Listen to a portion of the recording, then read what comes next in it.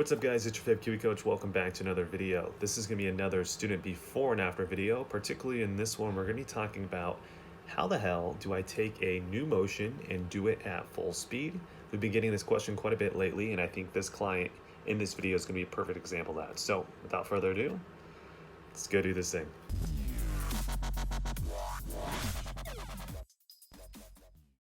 All right, so before we get into kind of how we changed this client's golf swing, let's just show you what we were trying to change, which is going to be a quick little summary here. So hands were moving a little bit too far out towards the golf ball. Club shaft was steep. Continue to steepen the club shaft around position 6. As you can see, the club head is pretty far outside the hands right here. And then from this position, what we're starting to see was he was really ulnar deviating the wrist, which was trying to move that club head a little bit more from the inside part of the golf ball. Because again, at P6, too far out, potentially swiping across the golf ball if he continues that way. So he's going to ulnar deviate to kind of move it back in. It's kind of that little looping action right before the ball that's really inconsistent that we see a lot. This particular swing, he overdid that looping too much, right? So too much ulnar deviation. So he hit the toe, which you can see right here. So he lines up with the toe there. And then also he kind of duffed it just a little bit as well. And this was, again, a common kind of miss for this particular client. Hit a lot of toe strikes. And when he was swinging bad, got a little bit of a duffy shot too as well. And the main reason why we thought that was because the way he moved the club shaft in early transition and then right before the ball, that little looping motion, that was really what was causing the inconsistency. Okay, so real quickly, let's show you the after. So as we get down to position 5, we're seeing that the hands are a lot more behind him than in the before. And then we're also seeing that the club shaft is slightly flatter, but maybe not ideal, but slightly flatter here. As we continue, again, this was the before, this is going to be the after, so the club shaft is now towards the middle of the bicep as opposed towards the right top part of that right shoulder. Continue a little bit more, we're seeing that the club shaft is in a lot better position here. Continue a little bit more, and now we're seeing the club shaft is pretty much right in line with the hands. And then as we kind of continue here, this was kind of that ulnar deviating move, which led to a toe strike. This particular one, he had a little bit less of that, and a little bit better strike here, and the handle's a little bit lower as well as he moves through the golf ball. So the question is, how did we do that? Well, whenever you're moving at full speed, I think the main thing is you're going to have to extremely exaggerate whatever you're trying to do if you're actually trying to see little tiny motions.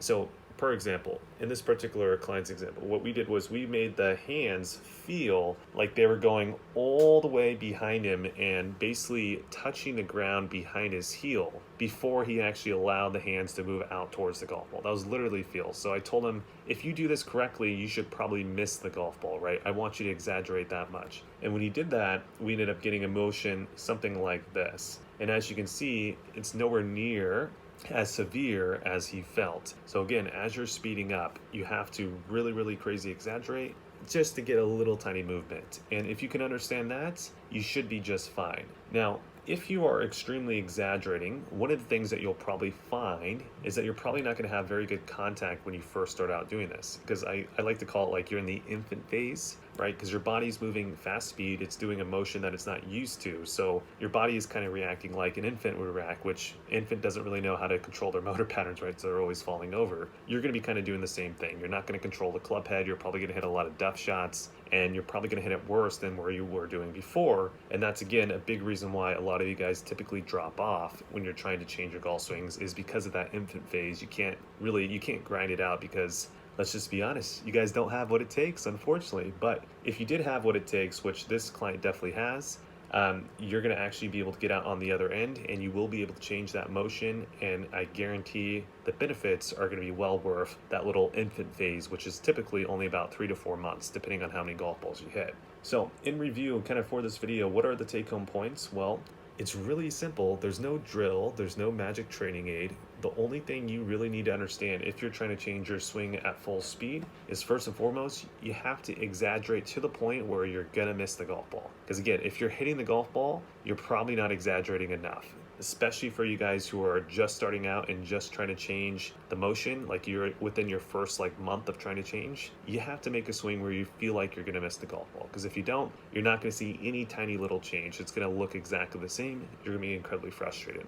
Then from there, step number 2, you got to go through the infant phase, right? Which means you just have to dig it out of the dirt. You're going to hit a lot of duff shots, a lot of top shots. However, what you will see is you will start to see that your swing positions are moving and are changing towards the places that we want. And then once you get through that infant phase and you actually do enough swings to where your body is somewhat used to that new movement to where it feels a little bit less extreme, but you're still getting good positions, then you can start focusing on more so right around impact and how to control the club head from there. And that's actually when you start to really see your ball striking get a lot better.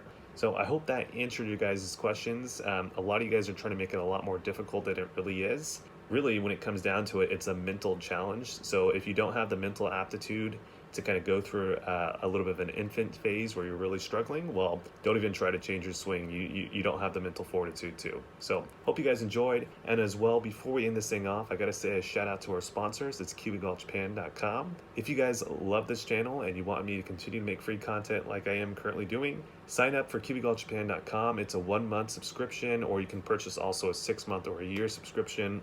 And you get access to a bunch of videos with professional lessons, webinars, entertainment videos. Currently on the site, I think there's about 117 videos. So you'll get access to all those videos as well. You'll support the channel and I can continue to make content for you guys for free. So link will be down below for that. Other than that, I'll see you guys in the next video.